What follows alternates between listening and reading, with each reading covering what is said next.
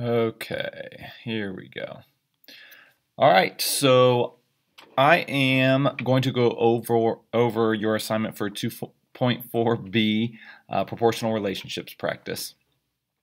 First, we learned that we can represent all of these proportional relationships in 4 different ways, right? So we can do a story, a table, a graph, or an equation. And as you see from our graphic organizer here, they have given us one of those representations, and that's how all these problems work. Let's go ahead and go through this first one. I'm on page 121. Okay, that's where the assignment starts. So first, let's fill out what all of these representations are. Okay, the story has been filled out for us, so we'll put story there. We can see our t-table and the one beside it, so I'll go ahead and put table there. The coordinate plane is down here on the bottom left, so of course that's where our graph is going to go, and then the last representation is our equation. So if apples cost $1.29 per pound at Smith's, and that's our story, so that's what the information that they gave us. I know my rate of change. I know my slope, right? So it's $1.29 for every pound of apples that I buy. So I'm going to set up my table first. Okay, I'm going to go ahead and put X and Y there, but I'm also going to put what X and Y represent. If they're talking about apples and cost, if they're talking about pounds and cost, remember cost is almost always going to be your dependent variable, the Y variable. So I'm going to put cost above there, and I'm going to put pounds above the X, okay?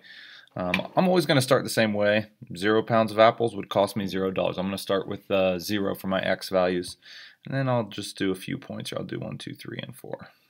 Okay. Well, if I know they cost $1.29 per pound, well, that's filling out the beginning of the table pretty easily. And then to figure out for the other values, we're just going to multiply the X value by $1.29, right? Because it's $1.29 for each pound. So 2 times $1.29 is $2.58. 3 times $1.29 is $3.87. And finally, 4 times $1.29 is $5.16. Okay. When you set up your graph, the very first thing you're going to want to do is label your axes. So label the x-axis and the y-axis. And I've already said that the x-axis is the pounds of apples, and the y-axis is my cost. And then in parentheses, I'm just going to put the dollar sign because I'm doing my cost in dollars. It look kind of funny, but that is a dollar symbol, believe it or not. I'll go ahead and count by ones for my x-axis, and I'll count by ones also for my y-axis. So that's $1, $2, $3, $4, whoops, $4, $5, $6, $7, and $8. Now I know 0 is my first point. I can go ahead and put a point there. I'm going to zoom in so I can do these a little bit better. Remember, 1 pound costs $1.29, so that's almost a quarter of the way between 1 and 2. Put a point there, and you're just doing the best that you can here. Okay, 2 pounds cost $2.58. That's almost halfway, exactly halfway between 2 and 3. It's just slightly above because it's 258, not 250. For 3 pounds, remember it costs $3.87. So it's a little bit more than 3/4 of the way from between 3 and 4.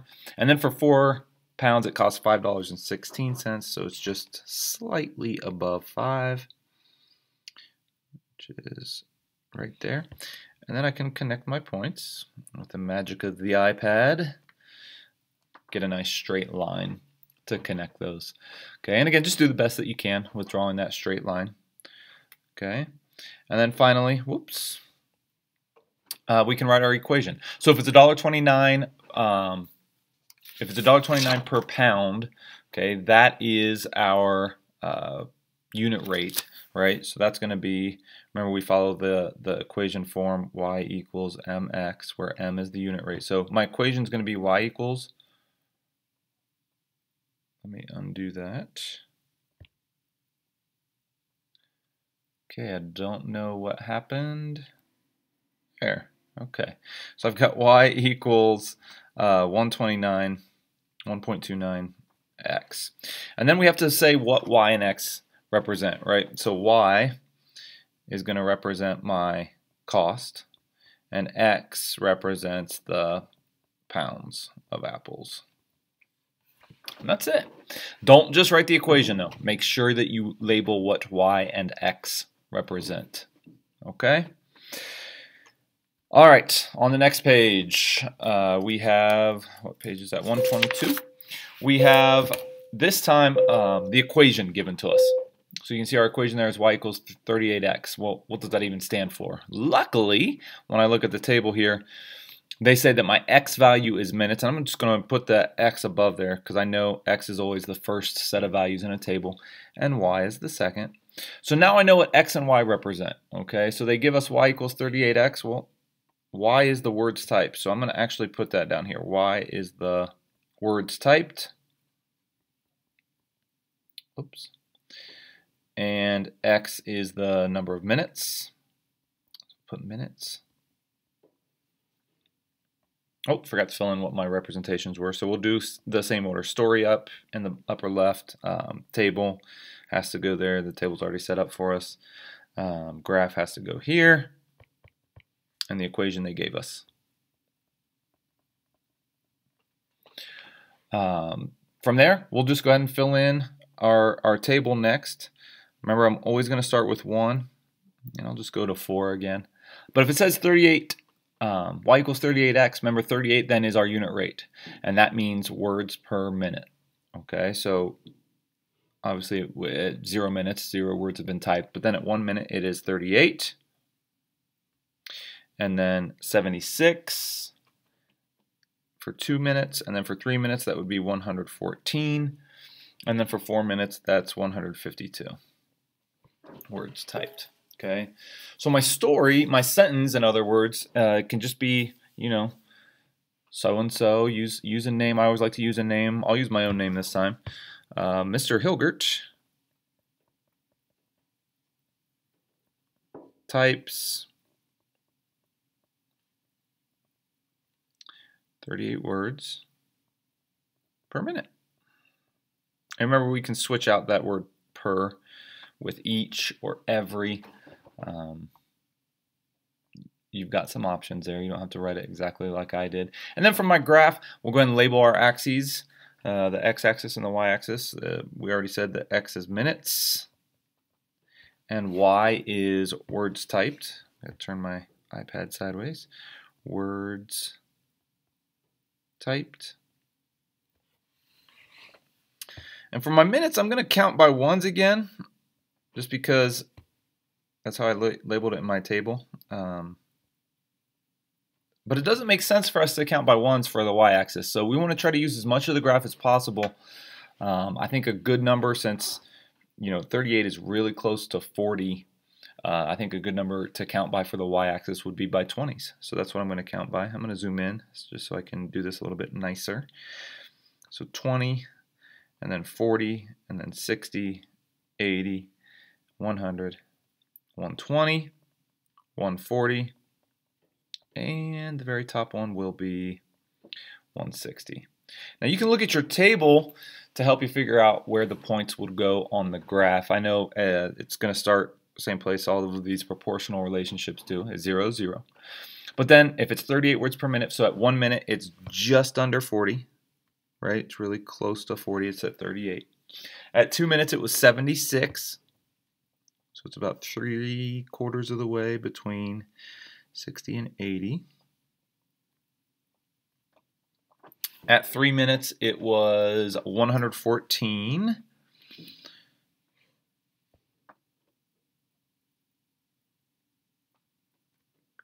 There. And at 4 minutes, we had 152, which is just about halfway between 140 and 160. And then with the magic of the iPad, I can draw a nice straight line, but just do your best. You know, if you have a ruler at home, use a ruler to make that line a little bit nicer. And there's the first two. Okay, the next one for number 3, that's on page 123. You can see this time they give us the table. Let's go ahead and fill in that label. We know the story is going to go in the upper left. The equation, or the graph, sorry. Graph is there with the coordinate grid, and then the equation is the bottom right. So how can I represent this table in all of these other scenarios?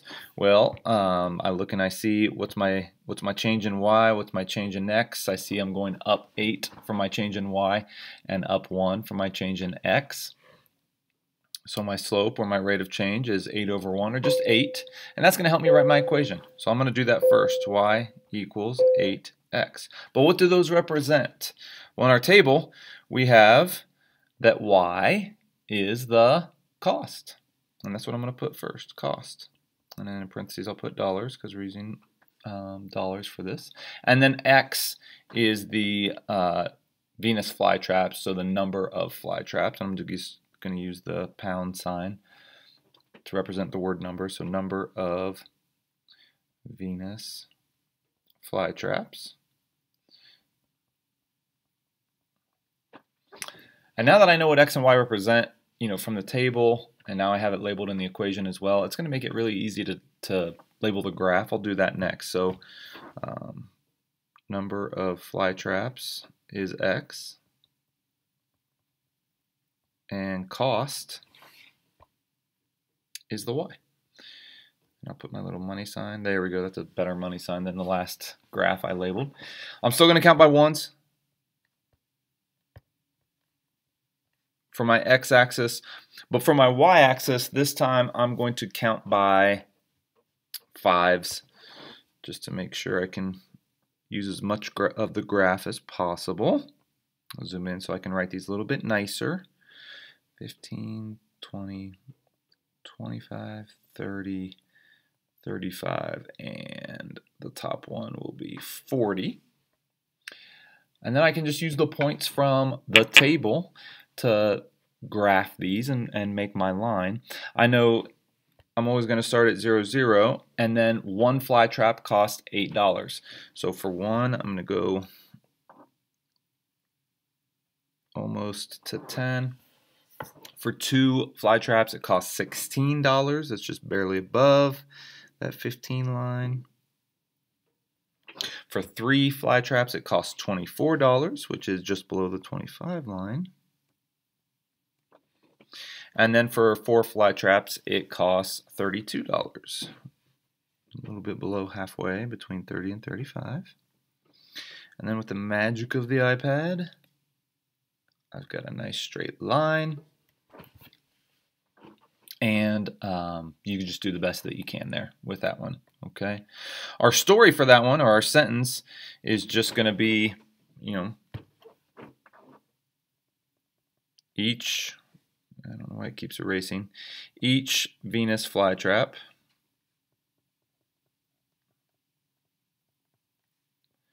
costs $8. Remember to put your money sign in front of the number, not after. And for this assignment, we only had to do the one more. Question number 4, which is on page 124. They've started filling in the table for us, but it still doesn't give us all of the information. When I look down at the graph, that's where I can see all the information that I need. Okay, it says in my table, and I'm going to label this up above, right? The first set of values is x, the second set of values is y, so that helps me label my graph. The x is the number of apple slices, and then the y is the calories. Turn my iPad sideways so I can write that, calories. So now that I have that labeled, let's go ahead and fill in what each part of the graphic organizer is showing, right? So this is still story, this is still graph, I still have my table, and then my equation will go down here. And to get my unit rate or my rate of change from the graph, remember all we're doing is just picking 2 points and draw a triangle, see what it is. Looks like I have a change in y of 10 and I went over, I have a change in x of 1. So 10 is my unit rate, and that would be 10 calories per apple slice, right? Change in y is measuring the change in calories. Change in x is representing the change in apple slices.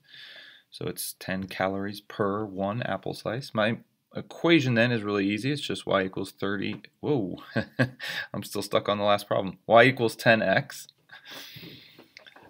where y represents the calories and x represents the, again, I'm going to use the pound sign for the word number of apple slices.